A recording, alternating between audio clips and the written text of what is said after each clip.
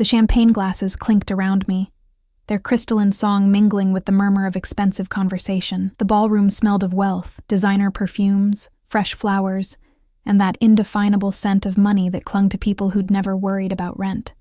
I tugged at my bridesmaid dress, feeling the satin strain slightly across my hips. Elena had insisted we all wear these pale gold dresses that made my olive skin look sallow and tired. "Smile, Sophia," my sister Elena whispered, her manicured nails digging into my bare arm. "This is the happiest day of my life." "Try to look like you're not at a funeral." I forced my lips upward, wondering if anyone could see through the facade. My feet already ached in the stilettos she'd demanded we wear, and we hadn't even reached the reception toast yet. But this wasn't about me. It never was. This was about Elena marrying Alessandro Romano, and the fairy tale wedding she'd dreamed of since we were little girls, playing with pillowcases as veils. Except in those childhood games, the groom was never a man whose name made people lower their voices in fear. I scanned the opulent ballroom of the Romano estate, taking in the hundreds of roses, the ice sculptures, the small orchestra. This was no ordinary wedding. This was a coronation for a queen taking her place beside Chicago's most dangerous king, though no one spoke those words aloud. Alessandro's import business was the polite fiction everyone maintained, from the mayor seated at the head table to the police commissioner raising a glass in toast. "He's looking at you," Elena hissed, and I snapped my attention back to her.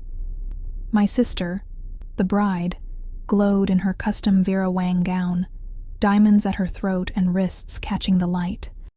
Her blonde hair was arranged in an intricate updo that had taken 3 stylists 4 hours to perfect. Smile at him, for God's sake.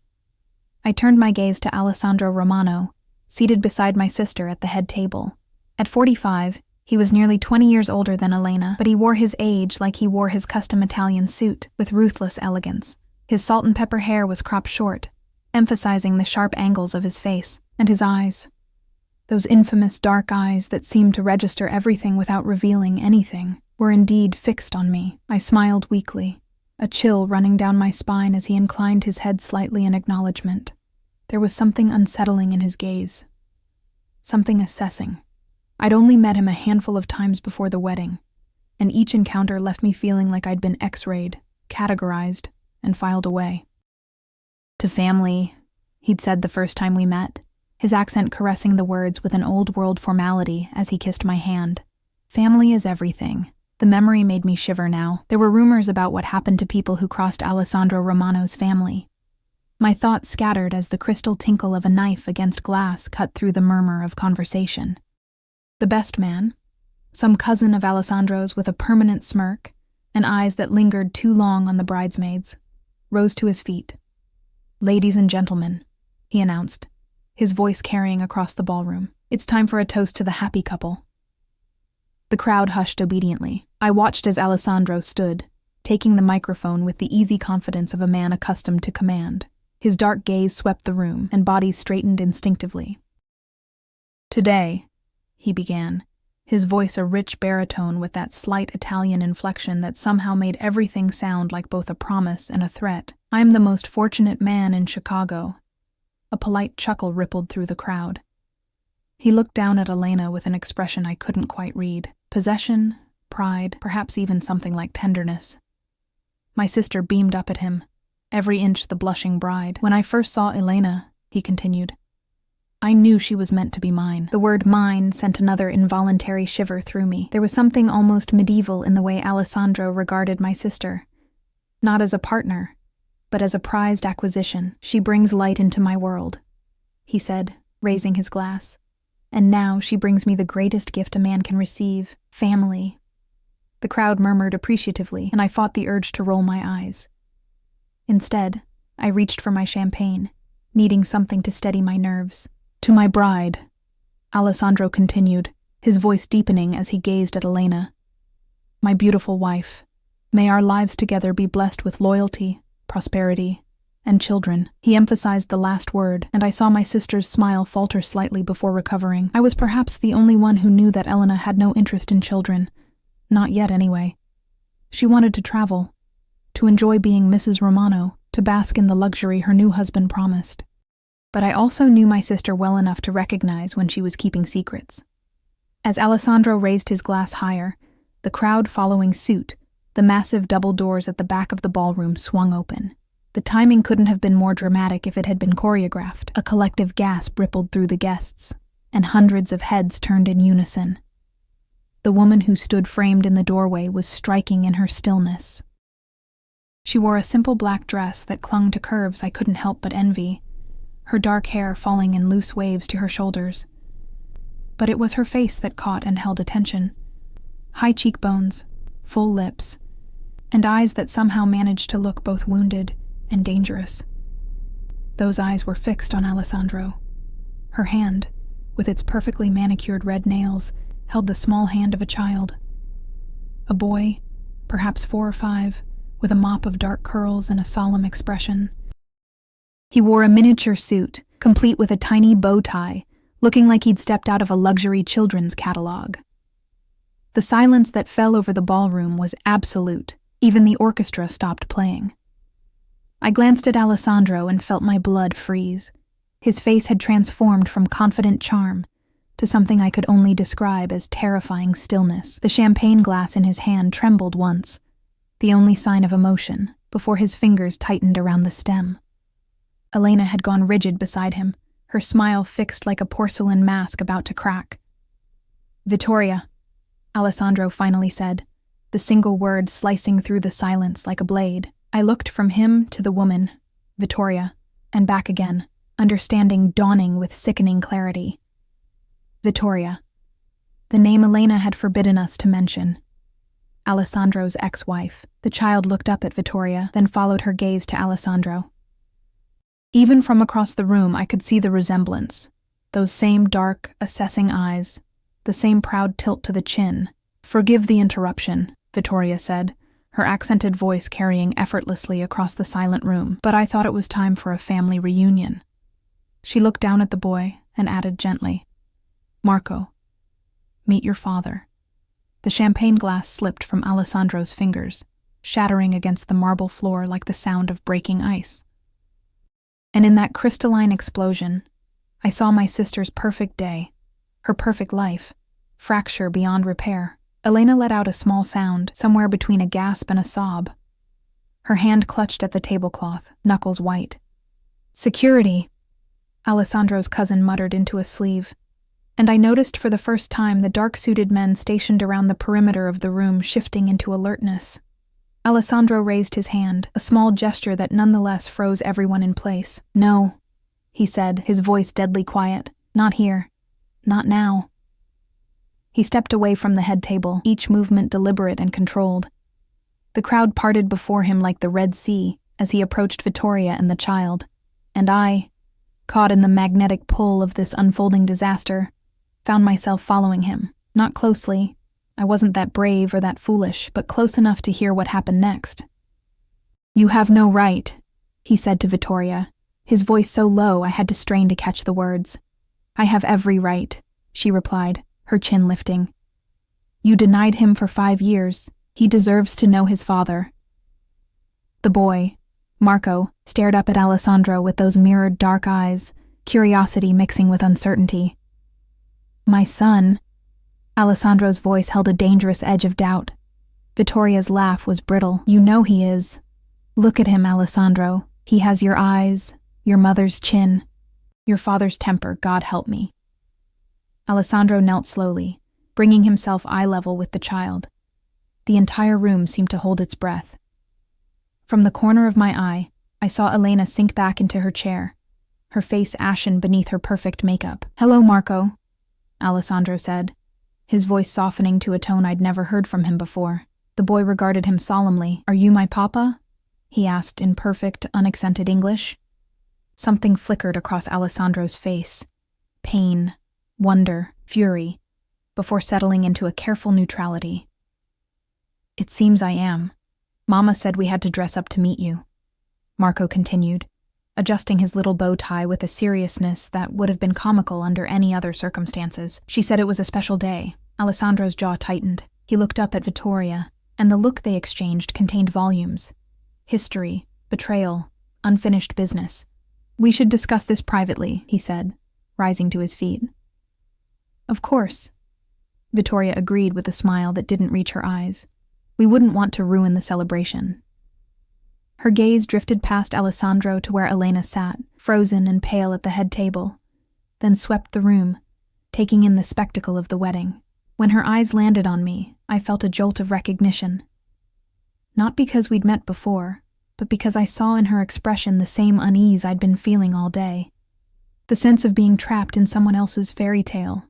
Alessandro turned and addressed the stunned crowd. "Please, continue enjoying yourselves. A small family matter requires my attention." As if on cue, the orchestra tentatively resumed playing, a quiet melody that did nothing to dispel the tension. Hushed conversations erupted around the room as Alessandro placed his hand lightly on Marco's shoulder, guiding him and Vittoria toward a side door. As they passed, Vittoria's gaze met mine again, and this time there was something else in her expression. Warning, perhaps, or pity. Elena was suddenly beside me, her fingers digging into my arm with bruising force. "Did you know about this?" she hissed, her voice trembling. "Of course not," I whispered back. "How would I? I can't believe she would do this, today of all days." My sister's perfect makeup couldn't hide the fury and humiliation burning in her eyes. "I need you to find out what's happening. Go after them." "What?" "Elena, no. Please, Sophia," she pleaded, her voice cracking. "I can't leave the reception and I need to know. What if he—" She couldn't finish the sentence, but I understood her fear. What if Alessandro decided his son took precedence over his new bride? Against every instinct for self-preservation, I found myself nodding. "Okay. But what do I say if they catch me?" Elena's smile was tight with strain. "You're getting air. The champagne went to your head. Anything. Just go." I slipped away from her, following the path Alessandro had taken with Vittoria and Marco. The side door led to a corridor lined with oil paintings of stern-looking men, who all seemed to share Alessandro's penetrating gaze. I'd never been in this part of the Romano estate before, and each step deeper into the mansion felt like a step further from safety. Ahead, I heard the murmur of voices coming from behind a partially open door. I approached silently, my heart hammering against my ribs. I knew I was crossing a line, intruding on a private moment that could have dangerous consequences, but I couldn't turn back, not with Elena waiting for information, not with my own curiosity burning through my caution. I pressed myself against the wall beside the door, straining to hear. 5 years, Vittoria, Alessandro was saying, his voice tightly controlled. 5 years you kept my son from me. "You made your choice," Vittoria replied. "You chose your business over your family, over our safety. I would have protected you both, like you protected my brother." The pain in her voice was raw. "He's still in prison because of you." "Your brother made his own choices," Alessandro's tone hardened, "as did you when you ran. I did what I had to do to protect our son." There was a pause, and I heard the softer voice of the child asking something I couldn't make out. "Yes, Marco," Alessandro answered, his voice gentling. "These paintings are all of our family. Your family. Someday your picture will hang here too." The possessive certainty in his voice sent a chill through me. I leaned closer to the door, trying to see inside. It was my mistake. My heel caught on the plush carpet, sending me stumbling forward. The door swung open wider under my hand, and suddenly I was face to face with Alessandro, Vittoria, and Marco. Alessandro's expression darkened dangerously.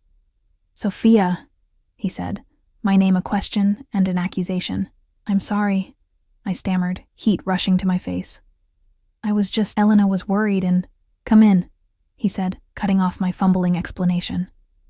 "Close the door behind you." I stepped into what appeared to be a study, the walls lined with bookshelves and more paintings.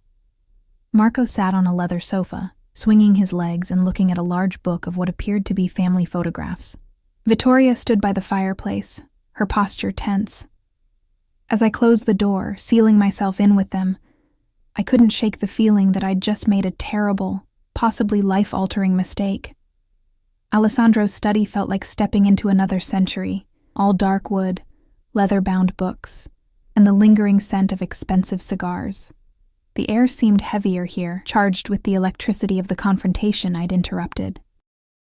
Marco continued flipping through the photo album, oblivious to the tension surrounding him, while the three adults remained locked in uncomfortable silence. "So you're Elena's sister," Vittoria finally said, her voice surprisingly gentle compared to the steel I'd heard through the door. "The maid of honor." I nodded, feeling hopelessly out of place in my gold bridesmaid dress. "Yes, I'm Sophia."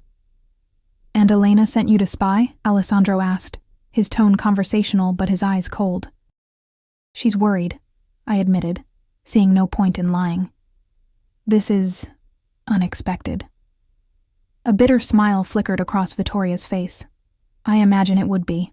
Finding out your new husband has a son on your wedding day. A son you chose to reveal in the most public, humiliating way possible," Alessandro countered, pouring himself a drink from a crystal decanter. "He didn't offer one to either of us. Why now, Vittoria? After 5 years of silence? Why choose this moment?" She looked away, her profile sharp against the warm glow of the study lamp. "I heard you were getting married, that you were starting a new family." Her eyes flicked to the door, in the direction of the ballroom where Elena waited. "I couldn't let you erase us from your life. Marco deserves to know who he is." Alessandro took a measured sip of his drink, his gaze never leaving her face, and it had nothing to do with revenge.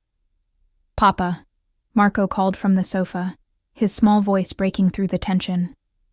"Is this grandmother?" He held up the album, pointing to a photograph of an elegant older woman. The transformation in Alessandro's face was startling. The hardness in his eyes softened as he crossed to sit beside his son. "Yes, Marco. That was my mother, your grandmother. She would have adored you." I watched as he gently took the book, turning pages and pointing out relatives. The tenderness in his movements contradicted everything I'd heard about Alessandro Romano, the man whose business rivals had a habit of disappearing. In this moment, he was just a father meeting his son for the first time. "She has your eyes," Vittoria said quietly, and it took me a moment to realize she was speaking to me. "I'm sorry?" "Your sister," she clarified. "She has your eyes. The same shape, though a different color. That's how I knew who you were." I nodded awkwardly, unsure how to respond. There was something in Vittoria's manner that unnerved me, a calm certainty, as if she'd already mapped out exactly how this scenario would play out. "You should return to the reception," Alessandro said suddenly, looking up at me. "Tell Elena I'll join her shortly. This matter requires my attention." It was a dismissal, but I hesitated. Elena would want more information than that. What should I tell her about Marco? Alessandro's expression darkened slightly.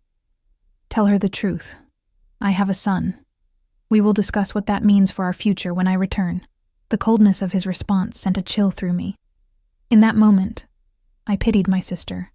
Whatever fairy tale she thought she was living had just collided violently with reality. "She loves you," I said, the words escaping before I could reconsider their wisdom. "She's dreamed of this day her whole life." Something unreadable flickered across Alessandro's face. "Love?" he repeated, as if testing an unfamiliar concept. "Yes, I'm sure she does." Vittoria made a small sound, not quite a laugh, not quite a sigh. "Go back to your sister, Sophia," she said. "This conversation isn't for you." I nodded, turning to leave, but Alessandro's voice stopped me. "One moment." He rose from the sofa, crossing to a desk where he scribbled something on a card. "Give this to Elena," he said, handing it to me. "It's private." The card felt heavy in my hand, embossed with the Romano family crest. I slipped it into the small clutch purse that matched my bridesmaid dress, and backed toward the door. "It was interesting to meet you," I said to Vittoria, unsure of the proper etiquette for addressing your sister's husband's ex-wife, who had just crashed the wedding with his secret child. Her smile was sad. "Be careful, Sophia," she replied cryptically. "This family, it changes people." With a final glance at Marco, still absorbed in the family photographs, I slipped out of the study and hurried back toward the reception. The ballroom had recovered some semblance of normality in my absence. The orchestra played, couples danced, and waiters circulated with champagne and hors d'oeuvres. But I could feel the undercurrent of gossip, see the glances and whispers as I made my way toward Elena. My sister sat alone at the head table, her perfect posture and fixed smile belying the storm I knew must be raging inside her. Alessandro's empty seat beside her seemed to grow larger with every passing minute. "Well?" she demanded as I approached, her voice low and tense. "What's happening?" I sank into the chair beside her, suddenly exhausted. "It's true," I said gently. "The boy is his son. His name is Marco." Elena's face remained impressively composed, though her fingers whitened around her champagne glass. "And the woman? His ex-wife? Vittoria?" "Yes." I hesitated before adding, "She kept the boy from him. He didn't know." A flash of relief crossed Elena's features. "So he didn't lie to me. He didn't know he had a son." I nodded, though something in my gut twisted uncomfortably. Alessandro's reaction had seemed too controlled for a man receiving life-altering news, but who was I to question it? "He said he'll be back shortly, that you'll discuss what it means for your future." Elena's laugh was brittle. Our future. On our wedding day, we're already discussing our future, like it's something uncertain. She drained her champagne in one unladylike gulp. What else did they say? Is she trying to get him back? I thought of Vittoria's calm demeanor, the warning in her eyes. I don't know.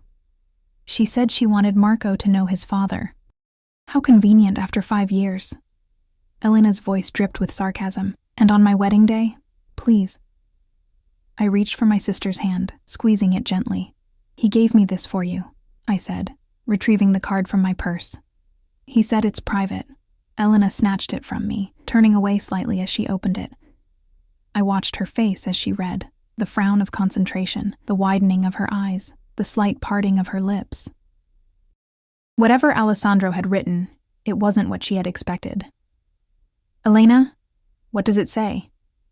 She folded the card quickly, tucking it into her bodice. "Nothing. Just, he'll be back soon." Her voice had changed, become higher, tighter. "I need air. Come with me to the terrace." I followed her through the French doors onto the grand terrace overlooking the Romano estate's manicured gardens. The night air was cool against my skin, a welcome relief from the stuffy formality of the ballroom. Stars glittered overhead, indifferent to the human drama unfolding beneath them. Elena paced to the stone balustrade, her wedding gown whispering against the flagstones. "This is a nightmare," she whispered. "A complete nightmare." "It's complicated," I agreed. "But it doesn't have to ruin everything. Plenty of marriages have stepchildren." "You don't understand." She whirled to face me, her carefully constructed composure cracking. "Alessandro isn't like other men. His world, his family, it operates by different rules. There are expectations." I frowned, confused by her reaction. "What expectations? That he acknowledge his son? That seems reasonable." Elena laughed, the sound verging on hysterical. "Reasonable. Yes, that's what you'd think." She glanced over her shoulder, checking we were alone before continuing in a hushed voice. "Before we got engaged, Alessandro told me about his family traditions, the importance of blood, of legacy." A chill ran through me that had nothing to do with the night air. "What are you saying?" "His firstborn son inherits everything," she whispered. "The business, the properties, the power. It's why he wanted children right away." I told him. She stopped, pressing her hand to her mouth. "You told him what?" I prompted gently. Elena's eyes, so like my own, filled with tears. "I told him I couldn't have children," she admitted, "that I was infertile." The revelation hit me like a physical blow. "But you're not, are you?" She looked away. "No. I've been on birth control since we started dating. I wasn't ready. I wanted time with him first, time to enjoy being Mrs. Romano before becoming a mother. I thought I'd tell him the truth in a year or two, that there'd been a miracle." I stared at my sister, seeing her clearly perhaps for the first time. The calculation behind her perfect smile, the ambition that had drawn her to Alessandro in the first place, and now his actual firstborn son has appeared. She nodded miserably. "You see the problem." Before I could respond, the French doors opened behind us. We both turned, expecting Alessandro, but instead found his cousin, the best man with the perpetual smirk. "Mrs. Romano," he said, addressing Elena with a formality that seemed out of place given the intimate family celebration. "Your husband requests your presence in his study." Elena straightened, smoothing imaginary wrinkles from her wedding gown. "Of course," she replied, her voice steady despite the fear I'd glimpsed moments before. "Sophia, wait for me here. I won't be long." As she followed Alessandro's cousin back into the ballroom, she shot me a look over her shoulder. Part fear, part determination. I wanted to follow, to protect her somehow, but I knew my presence wouldn't be welcome. This was between husband and wife, a test of their new vows within hours of making them. Left alone on the terrace, I sank onto a stone bench, suddenly aware of how tired I was. The day had been long even before the dramatic interruption. Hours of hair and makeup, photographs, the ceremony. And now this unexpected twist. I closed my eyes briefly, listening to the muffled sounds of the reception continuing without its bride and groom. They make quite a pair, don't they? My eyes snapped open. Vittoria stood a few feet away, her black dress blending with the shadows. Marco wasn't with her. "Where's the boy?" I asked, rising to my feet. "With his father," she replied, moving to the balustrade and looking out over the gardens. "Alessandro insisted on spending time alone with him, getting to know his son." She spoke the last words with a bitterness that seemed at odds with her earlier determination to introduce them. I hesitated, caught between curiosity and caution. "Why did you really come here tonight? It couldn't just have been about introducing Marco to his father." Vittoria turned to face me, the moonlight casting half her face in shadow. "You're perceptive, unlike your sister." "Don't," I warned. "Whatever's between you and Alessandro, leave Elena out of it." Her laugh was soft and without humor. "Elena put herself in it the moment she agreed to marry him. Did she tell you how they met?" I frowned, thinking back. Elena had been vague about the details, saying only that they'd encountered each other at a charity gala. "At some event, I think." "At my art gallery," Vittoria corrected. "She came specifically to meet him, 6 weeks after our separation was announced. She researched his tastes, pretended to be interested in the same artists he collected. It was quite the performance. The information landed like a slap. It fit with the calculation I'd glimpsed in Elena earlier, but I still felt defensive of my sister. You can't blame her for being attracted to him. Attracted to him, or to what he represents. Vittoria moved closer, her perfume, something expensive and unfamiliar, wrapping around me. "Your sister wanted the life I walked away from. The money, the power, the status of being Mrs. Romano. Did she ever wonder why I left it all behind?" I swallowed hard. "Why did you?" Vittoria's gaze held mine, her eyes dark and serious in the moonlight. "Because the price was too high, because Alessandro's world destroys everything it touches, because I wanted my son to have a chance at a normal life. Then why bring him back now?" I challenged. "Why not keep him away if it's so dangerous?" Something shifted in her expression. A flicker of uncertainty, or perhaps guilt. "Because I'm dying," she said simply. "Cancer. 6 months, maybe less. Marco needs his father now." The blunt admission stunned me into silence. I searched her face, looking for signs of deception, but finding only a resigned weariness beneath her elegant exterior. "I'm sorry," I finally managed. "I didn't know. No one does, except my doctors, and now you." She turned back to the gardens, her profile sharp against the night sky. "I needed to see what kind of man Alessandro has become before I—" She trailed off, then corrected herself. "Before arrangements need to be made for Marco's care." Understanding dawned slowly. "You're evaluating him. Tonight wasn't just about introducing them. You're deciding whether Alessandro gets custody when you're gone." Vittoria's smile was sad. As I said, perceptive. She sighed softly. "I had other options. My sister in Milan, my cousin in Boston. But Marco deserves to know his heritage, his family. If Alessandro has changed, if he's capable of putting our son's needs above his own ambitions." The unfinished thought hung in the air between us. I thought of Alessandro's controlled reaction to meeting his son, the tenderness when showing Marco the family photographs, and then I thought of Elena, waiting in his study, her elaborate lie about infertility unraveling. "What will happen to my sister?" I asked quietly. Vittoria shrugged, an elegant movement that managed to convey both sympathy and indifference. That depends on how much Alessandro values his new marriage versus his son's inheritance. The Romanos have traditions stretching back generations. The firstborn son inherits everything, I finished. She told me. Then she knows what's at stake. Vittoria pushed away from the balustrade. I should get back. Marco will be looking for me. As she turned to leave, I called after her. Vittoria. She paused, looking back over her shoulder. Was it worth it? The years with him? Her expression softened slightly.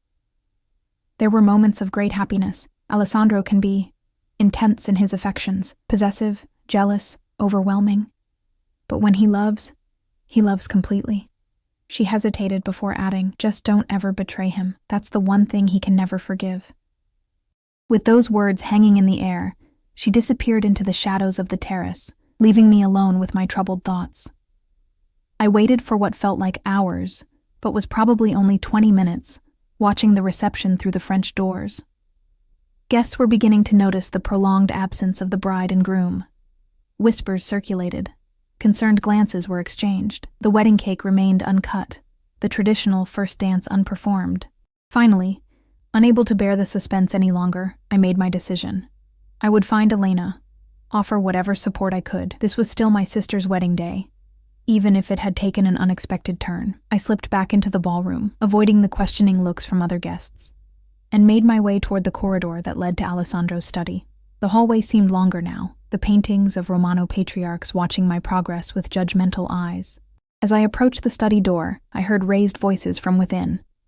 One male, one female. Not Elena's voice, I realized with a start, but Vittoria's. You can't be serious, she was saying, her calm composure apparently abandoned. After everything, I've made my decision, Alessandro interrupted, his tone brooking no argument. Marco is my son, my blood, my heir. And her? Your bride? What about her? There was a pause before Alessandro responded, his voice lowered to a register I had to strain to hear. She lied to me, Vittoria, about the most important thing. My blood ran cold. Somehow he'd discovered Elena's deception already. And you never lied? Vittoria challenged. To me? To others? That was different. The dismissal in his tone was absolute. Business requires certain flexibilities with truth. Family requires absolute honesty. So what will you do? The silence that followed seemed to stretch forever. I leaned closer to the door, heart hammering in my chest. What I must. Alessandro finally answered. What the family requires. The ominous finality in his words sent fear spiraling through me. I backed away from the door, mind racing. I needed to find Elena, to warn her, though I wasn't sure of what exactly. As I turned to hurry down the hallway, I collided with a solid chest. Strong hands steadied me, and I looked up into the face of one of Alessandro's security men, a stone-faced individual I'd noticed watching the proceedings throughout the day. Miss Sophia, he said, his voice surprisingly gentle given his intimidating appearance. Mr. Romano asked me to find you. Your sister needs you in the West Wing guest suite. Elena? My voice cracked with concern. Is she okay? The man's expression gave nothing away. She asked for you specifically. I'll take you to her. With no real choice, I followed him through the labyrinthine hallways of the Romano mansion, moving further from the reception and deeper into the private areas of the estate. My gold bridesmaid dress rustled too loudly in the quiet corridors, my heels clicking in anxious rhythm against the marble floors. Here, the security man said, stopping before an ornate door. She's waiting inside. I hesitated, my hand on the doorknob. Thank you. He nodded once, then took up position beside the door, making it clear he wasn't leaving. The implied surveillance sent another ripple of unease through me as I entered the room. The guest suite was luxurious, all cream silk and gold accents. But I barely noticed the decor. My attention was entirely focused on Elena, who sat on the edge of a chaise lounge, still in her wedding gown, but with her veil removed and her elaborate updo beginning to come undone. Her makeup was smeared from crying, black mascara tracks on her pale cheeks.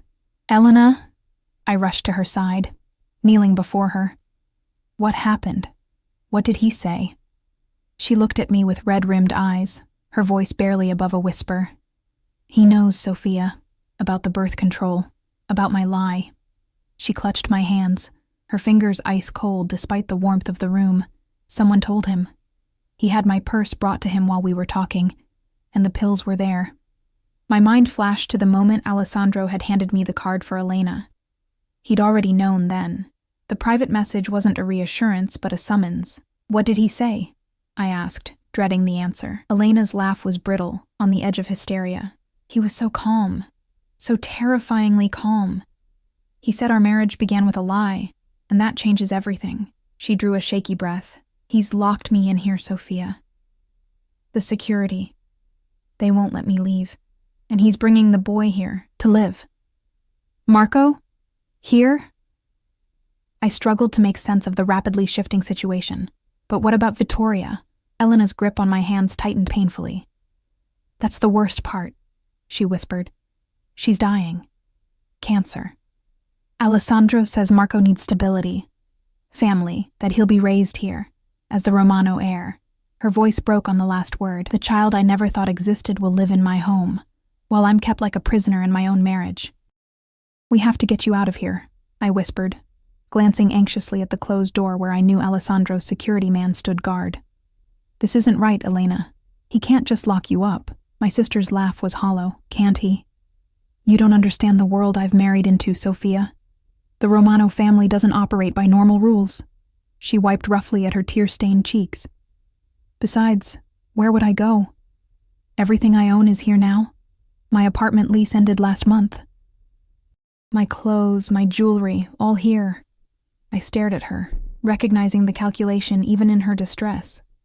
She wasn't just afraid. She was weighing her options, counting the cost of escape against the price of staying. This can't be legal, I insisted.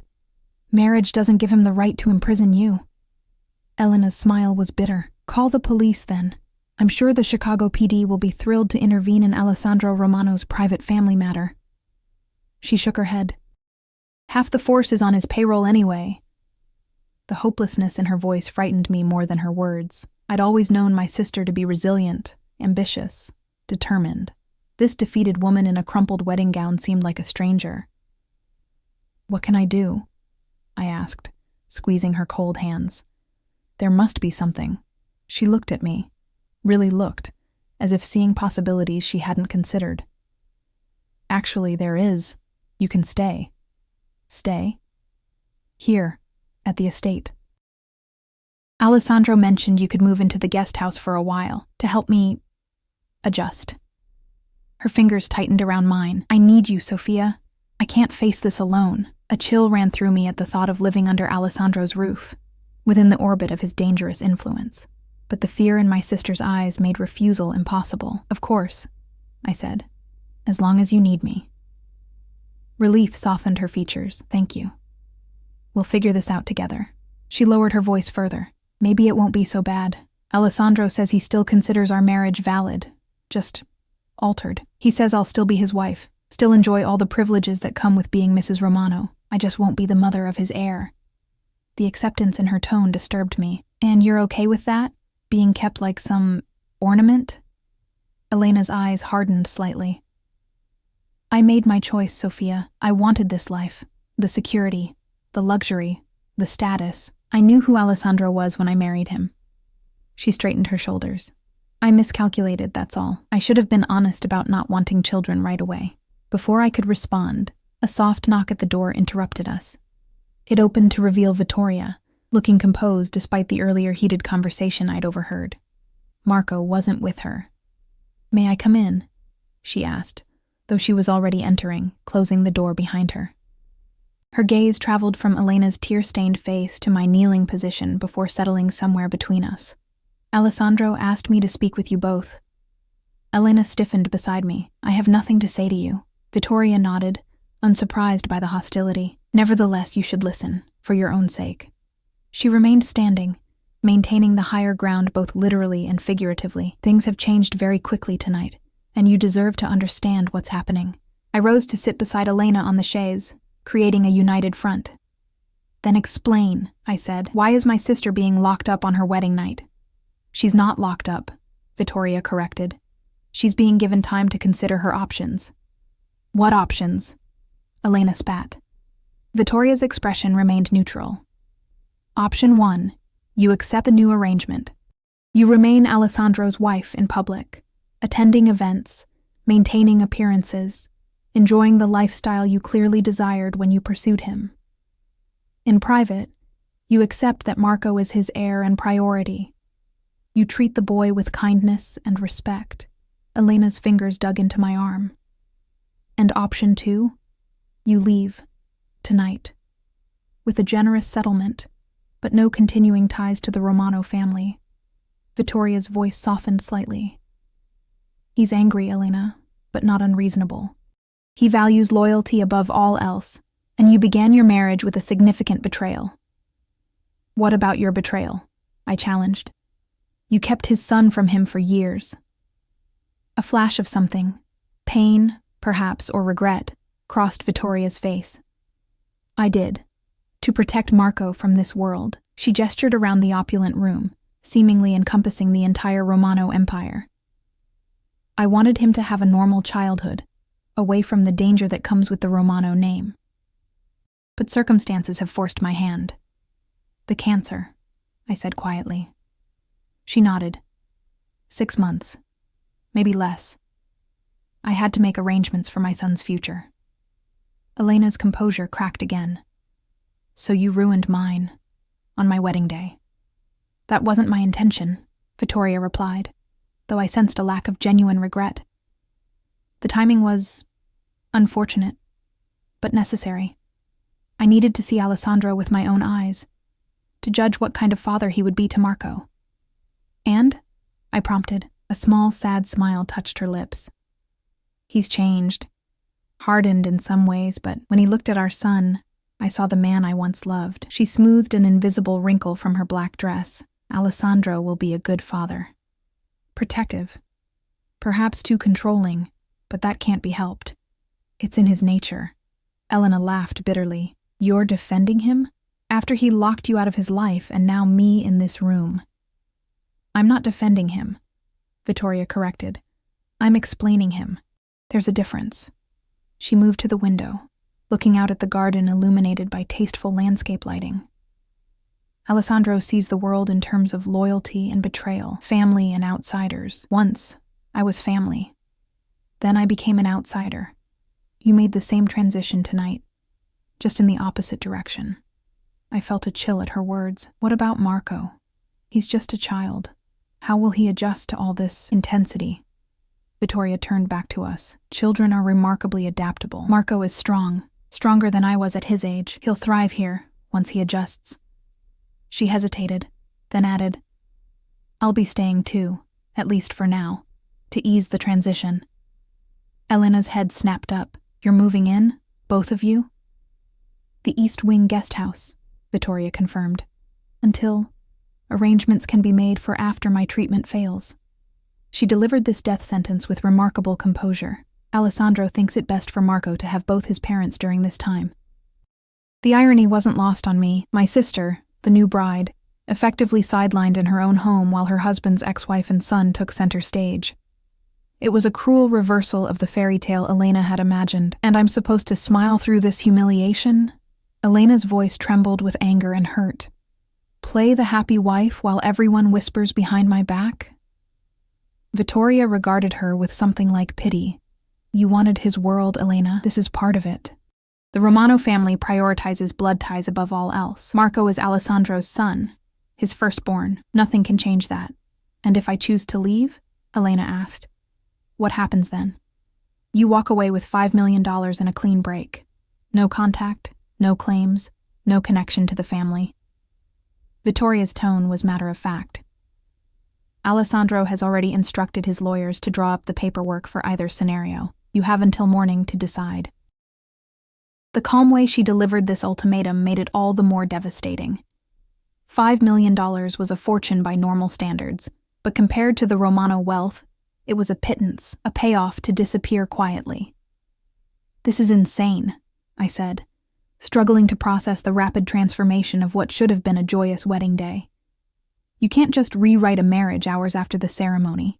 Actually, you can, Vittoria replied. When you have enough power. She moved toward the door, pausing with her hand on the knob. For what it's worth, I am sorry about the timing. Marco and I could have waited until after your honeymoon. That was petty of me. The admission of deliberate cruelty hung in the air as she left, closing the door softly behind her. We heard a murmured exchange with the security guard outside, then silence. Elena collapsed against me, her body shaking with silent sobs. I held her, stroking her hair as it came further undone from its elaborate styling. The diamonds at her throat and wrists, Alessandro's wedding gifts, caught the light with every tremor, glittering like cold stars. "What should I do?" she whispered eventually, her voice small and lost. "Tell me what to do, Sophia." I wished I had a clear answer. Part of me wanted to urge her to take the money and run, to escape this dangerous, controlling family before she became truly trapped. But I knew my sister. The glimpse of calculation I'd seen earlier told me she was already weighing the value of the Romano name against the humiliation of her new position. "What do you want, Elena?" I asked gently. "Not what you think you should do, but what you truly want." She was quiet for so long I thought she might not answer. When she finally spoke, her voice was stronger, more like the sister I knew. "I want what I've always wanted," she said. "Security. Status. The life I've worked so hard for." She sat up, wiping away her tears with newfound resolve. 5 million sounds like a lot, but it wouldn't last forever. And then what? Start over at 33? Become just another divorcee with a scandalous story? I studied her face, seeing the determination hardening her features. "So, you're staying?" Elena nodded. "I'm staying. On my terms." She stood, smoothing down her wrinkled wedding gown. "Alessandro thinks he can just push me aside? Make decorative me some wife with no real place in his world." A cold smile curved her lips. "He'll learn I'm not so easily managed." The transformation was startling. From broken bride to calculating strategist in the space of minutes, this was the Elena I recognized, the sister who had always found a way to turn setbacks into opportunities. "What are you planning?" I asked, both impressed and concerned by her sudden resolve. "First, I need to secure my position," she said, beginning to pace the room. "If Marco is to be the heir, then I'll be his stepmother. I'll win the boy's trust, become indispensable to him." She paused, her eyes glittering with determination. "And when Vittoria is gone, I'll be the mother figure he turns to." The next morning dawned with an eerie normalcy that felt obscene after the previous night's drama. I awoke in the guest room adjacent to Elena's suite, having refused to leave her alone. The estate hummed with the efficient activity of staff cleaning up the remnants of the wedding reception, as if nothing extraordinary had occurred. Elena was already awake when I entered her room, dressed in a silk robe and seated at a vanity. Her wedding gown hung like a ghost in the open closet doorway. "You look better," I observed cautiously. She met my eyes in the mirror, her expression composed and determined. "I've made my decision official. I told Alessandro's lawyer an hour ago that I'm staying. The speed of this resolution unsettled me." "Are you sure?" "You don't need more time to think. Time won't change the facts," she replied, brushing her hair with methodical strokes. "I've invested too much to walk away now." I perched on the edge of her bed. "What did Alessandro say?" "He wasn't there. He spent the night in the East Wing with—" She hesitated, then forced herself to continue, "with Marco. Getting to know his son." The bitterness in her voice was carefully controlled. "We're meeting for breakfast in an hour. A family breakfast."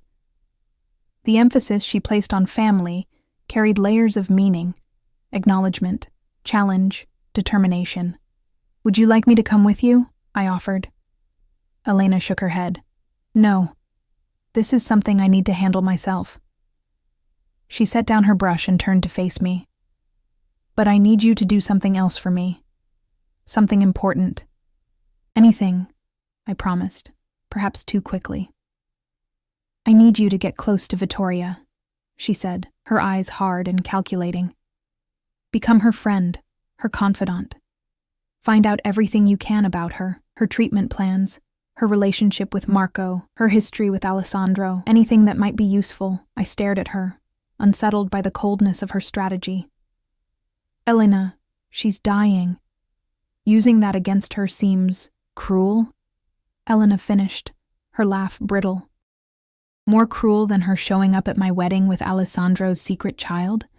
More cruel than her moving into my home the day after I became his wife? She stood, tightening the belt of her robe. This isn't about cruelty, Sophia. It's about survival. I need to understand exactly what I'm dealing with. Put that way, I couldn't entirely disagree. What makes you think she'd confide in me anyway? She already has, Elena pointed out. She told you about her cancer before she told me. There's something about you, Sophia. People trust you. You have that quiet way of listening that makes them want to talk. She squeezed my hands. Please. I need your help if I'm going to navigate this situation. I nodded reluctantly. I'll try. But don't expect miracles. Elena's smile didn't reach her eyes. No miracles. Just information. She turned back to her vanity, selecting a pair of diamond earrings. Another wedding gift from Alessandro. Now help me choose something to wear. First impressions with Marco are crucial. An hour later, I wandered the grounds of the Romano estate alone, giving Elena space for her family breakfast. The morning was cool and bright, the gardens immaculate, showing no signs of the previous night's celebration. I found myself drawn toward the East Wing guest house, a guest house that was larger than most people's entire homes. As I approached, I noticed a small figure sitting on the front steps, hunched over something in his lap. Marco. He looked up as I drew near, his dark eyes, so like his father's, regarding me with solemn curiosity. Hello, I said, stopping a respectful distance away. I'm Sophia, Elena's sister. I know, he replied with surprising directness. Dad told me about you. The casual way he referred to Alessandro as Dad after knowing him for less than a day was remarkable. Children really were adaptable, as Vittoria had said. What are you reading? I asked, nodding to the book in his lap. He held it up, a worn copy of The Little Prince in Italian. It's my favorite, he said. Mom reads it to me every night. The mention of Vittoria gave me an opening. Is your mom inside? Marco nodded, then hesitated before adding, She's not feeling well this morning. She said to play outside while she rests. My heart twisted at the reminder of her illness. Would you like some company? I offered. I could sit with you for a while. He considered this with an adult-like seriousness, before nodding and scooting over to make room on the step. I sat beside him, careful to maintain a little distance. Why aren't you at breakfast with Dad and the bride lady? He asked bluntly. I smiled at his description of Elena. They needed some time to talk, grown-up stuff. Marco's nose wrinkled. That's what Mom always says when she doesn't want to explain things.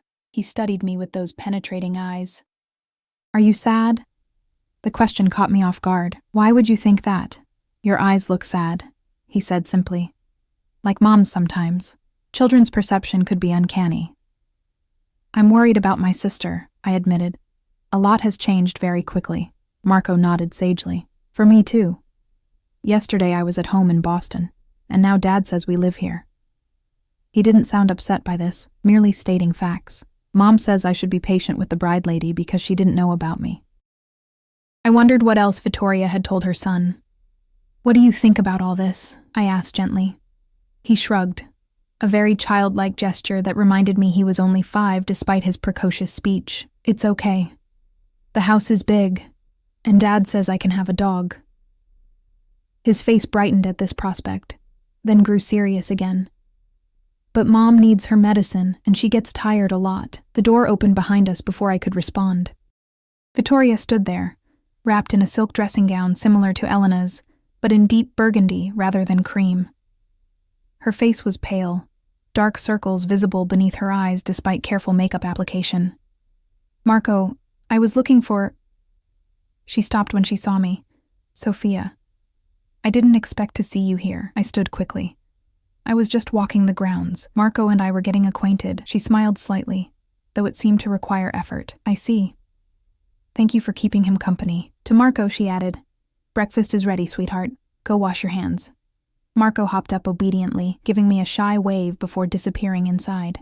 Vittoria remained in the doorway, studying me with tired eyes. "Would you like to come in?" she offered after a moment. "I've just made coffee." The invitation surprised me, but it aligned perfectly with Elena's request to get closer to her. "That would be nice, thank you." The interior of the guest house was elegantly appointed, but already showed signs of hasty occupation. A child's jacket thrown over a chair, a woman's scarf draped on a sofa, small suitcases still unpacked in the entryway. Vittoria led me to a sunlit kitchen where the remains of Marco's breakfast, half-eaten toast and scrambled eggs, sat on the counter. "I'm afraid I'm not much of a hostess these days," she apologized, pouring coffee into 2 porcelain cups. "The mornings are difficult." She didn't elaborate, but I understood she was referring to the side effects of her treatment. "Please don't apologize," I said, accepting the coffee. I should be the one apologizing for intruding. Vittoria waved this away, sinking into a chair at the kitchen table. "You're not intruding. In fact, it's nice to see a face that isn't looking at me with either pity or calculation." She took a careful sip of her coffee. "How is your sister this morning?" I considered my response, aware of my promise to Elena but uncomfortable with outright deception. "Determined," I finally answered. "She's decided to stay." Vittoria nodded, unsurprised. I expected as much. The Romano name is a powerful lure. Her tone held no judgment, only weariness. "She's meeting with Alessandro and Marco now. A new family portrait." The words stung on Elena's behalf, though I knew Vittoria hadn't intended cruelty. "It's a difficult situation for everyone," I offered neutrally. "Some more than others." Vittoria's gaze drifted to the window where we could see Marco in the garden now, examining a butterfly with intense concentration. He deserves stability, a future secured by his father's name and protection. That's all that matters now. The maternal love in her voice was raw and powerful.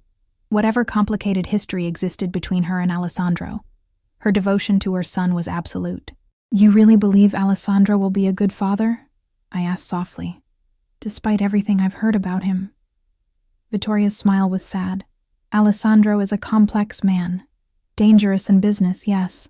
Unforgiving of betrayal, absolutely. But to those he considers family? Fiercely protective, generous, even tender in his way." She traced the rim of her coffee cup. "He loved me once. Completely, possessively. He will love his son the same way." "And Elena?" I couldn't help asking. Where does she fit in this new arrangement? Something hardened in Vittoria's expression. "That depends entirely on her. If she accepts Marco, treats him with kindness, Alessandro can be surprisingly forgiving in time. If not..." She left the consequence unspoken but clear. "She'll try," I said, though I wasn't certain this was true. Elena's plan to win Marco's trust seemed more tactical than genuine. "She's always wanted a family." Vittoria's eyes met mine, knowing and tired. "There's a difference between wanting a family and wanting to be Mrs. Romano. I hope, for everyone's sake, your sister understands that distinction." She set down her cup with a finality that suggested our conversation was ending. "I should check on Marco. The doctors want me to rest before my afternoon treatment." "Of course." I stood, suddenly aware I'd been prying more than was polite. "Thank you for the coffee." As I turned to leave, Vittoria called after me. "Sophia." I looked back to find her watching me with an unreadable expression. "Be careful how deeply you involve yourself in Romano family matters. The price of admission can be higher than you expect." The warning lingered with me as I left the guest house, making my way back toward the main estate. The morning sun had climbed higher, burning away the dew on manicured lawns. From the outside, everything looked perfect. A palatial home, beautiful grounds, wealth beyond measure. But I couldn't shake the sense that I was walking into an elegant trap, one that had already ensnared my sister and now threatened to capture me as well. I found Elena in her suite, changed from her breakfast attire into a swimming costume and cover-up. Her expression was tightly controlled, revealing nothing of how the family breakfast had gone. "Well?" I prompted. "How was it?" "Enlightening," she replied, gathering her hair into a ponytail. "Marco is a sweet child. Smart, observant. Alessandro dotes on him already." Her voice was impressively neutral. "I've invited them to join me by the pool, bonding time with my new stepson. I studied my sister. trying to reconcile this composed woman with the broken bride of the previous night. "And you're okay with all this?" Elena's smile was cold and determined. "I'm adapting, Sophia, as must we all." She turned to me, eyes sharp with purpose. "Did you see her? Vittoria?"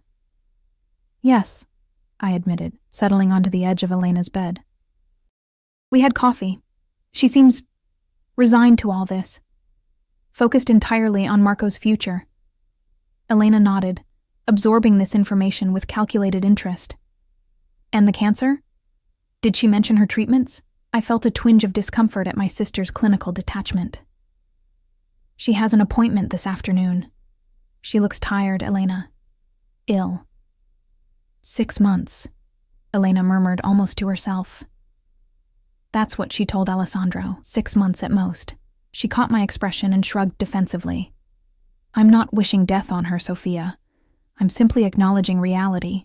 Soon Marco will need a mother figure, and I intend to be there for him." The cold pragmatism in her voice chilled me. "Is that really what you want, to raise Alessandro's child with another woman?"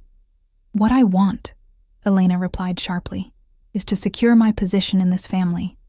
Marco is the key to that." She softened slightly at my concerned expression. "He's a sweet boy, actually, clever. Reminds me a bit of you at that age, thoughtful, observant." I wondered if my sister was already forming a genuine attachment or simply recognizing useful traits to exploit. With Elena, the line between calculation and genuine feeling had always been blurry. "Come to the pool with me," she urged suddenly. "Alessandro's bringing Marco to swim. It would be good for you to be there too. Make it seem more like a normal family outing." Normal? The word seemed absurdly inadequate for the situation we found ourselves in.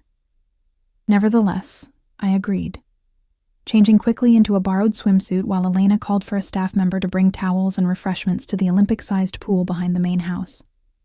The pool area was like something from a luxury resort, azure water gleaming in the midday sun, elegant lounge chairs arranged in perfect symmetry, a pool house that could have comfortably housed a family of 4.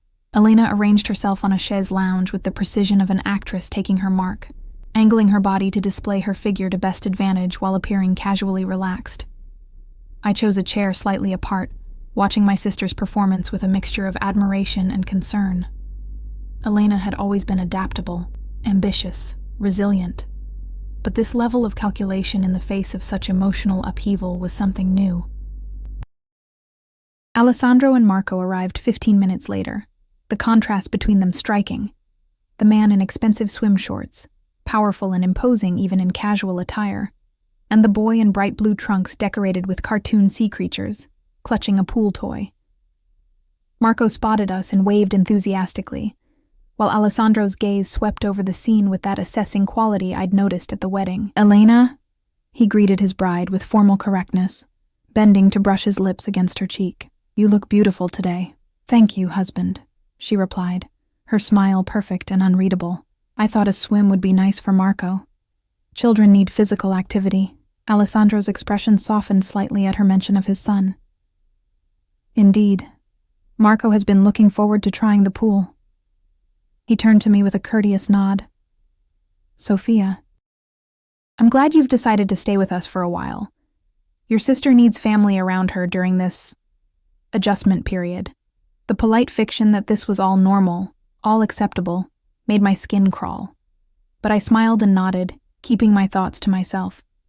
"Can I jump in now, Dad?" Marco asked, bouncing slightly with the barely contained energy of childhood. "Let me check the water first," Alessandro replied, his protective instinct immediate and natural. He tested the temperature with one hand before nodding. "Stay in the shallow end until I join you."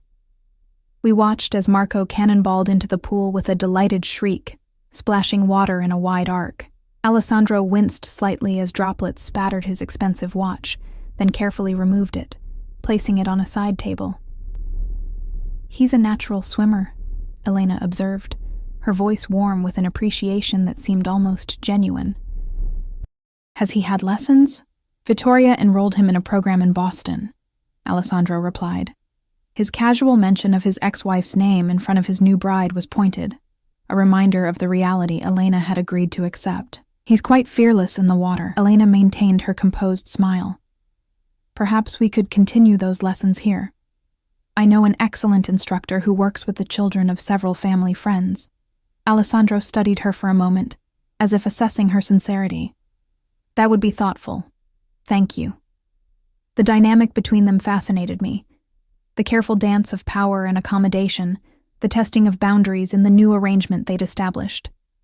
Despite everything, they seemed to be finding a tentative equilibrium. "Dad, watch this," Marco called, executing a somewhat uncoordinated somersault under the water. Alessandro's face transformed, pride and affection replacing his usual guarded expression. "Well done," he called back, then turned to us. "Excuse me, ladies. Fatherly duties call." He dove into the pool with unexpected grace for a man of his size and stature, surfacing near his son, who squealed with delight at the attention. "You see?" Elena murmured, watching them. Already wrapped around the boy's little finger. "Marco is the center of Alessandro's world now, and that doesn't bother you?" I asked quietly. She shrugged one elegant shoulder. "It simplifies things, actually. My path forward is clear. Win Marco's affection. Make myself essential to his happiness, and Alessandro will value me accordingly." That sounds calculating. "It's practical," she countered. "We all have our roles to play in this family. I'm adapting to mine." Before I could respond, movement at the edge of the pool area caught my attention.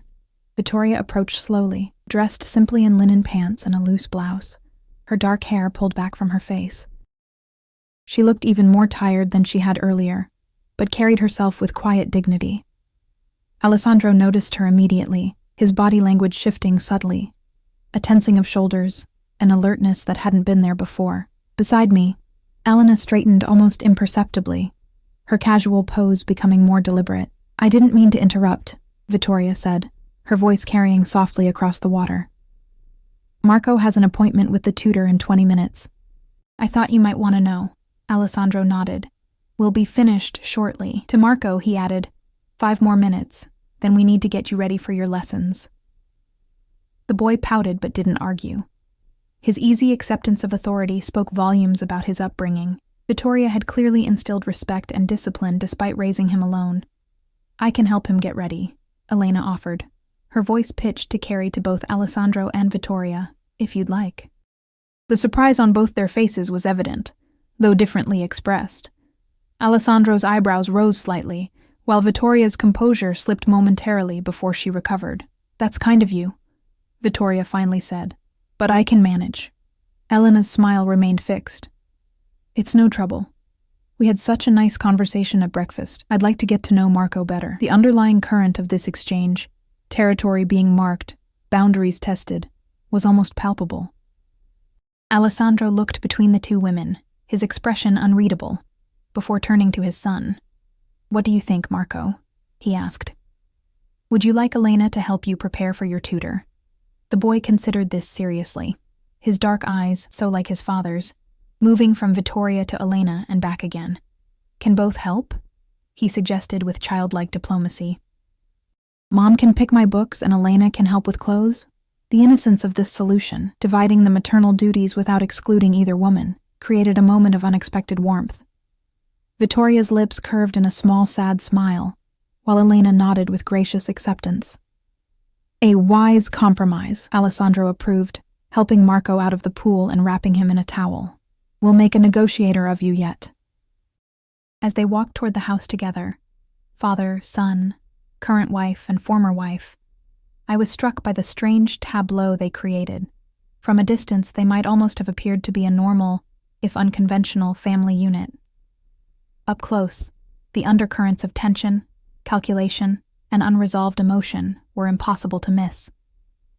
Left alone by the pool, I found myself questioning everything.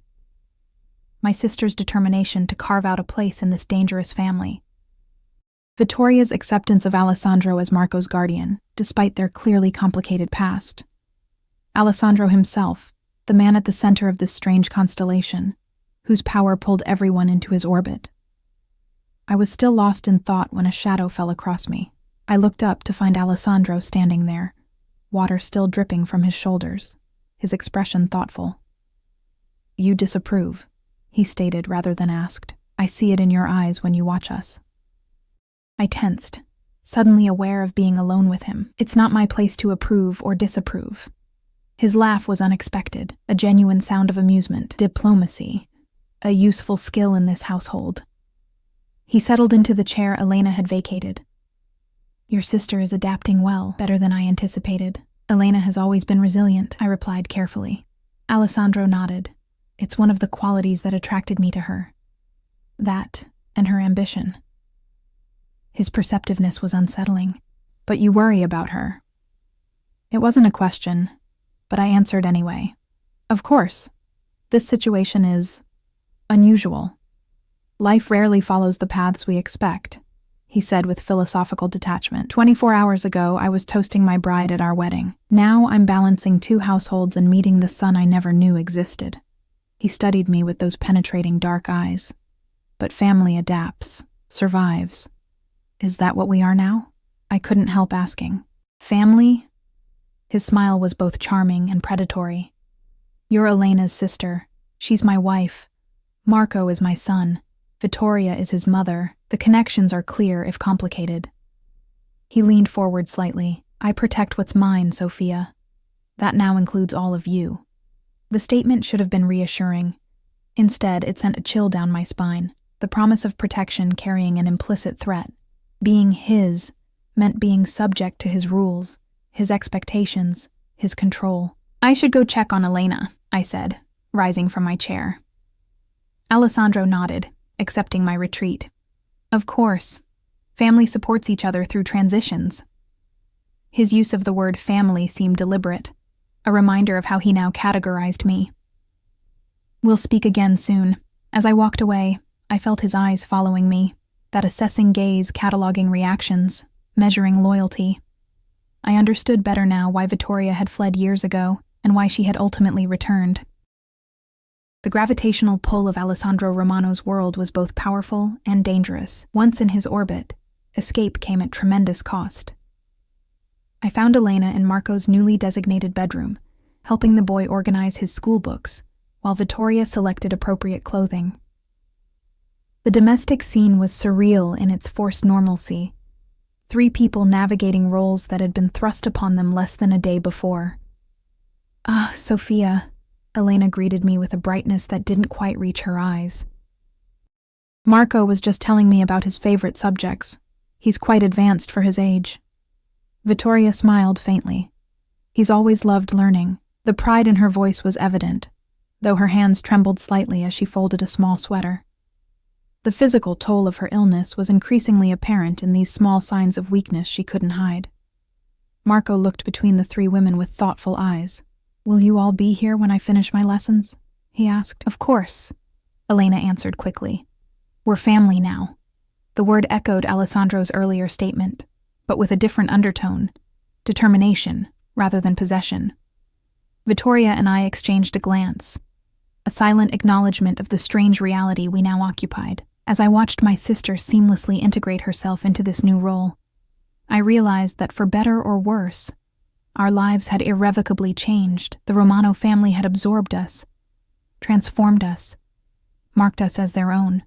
What had begun as my sister's wedding day had evolved into something far more complex, a merging of lives and histories that would shape all our futures in ways we couldn't yet imagine.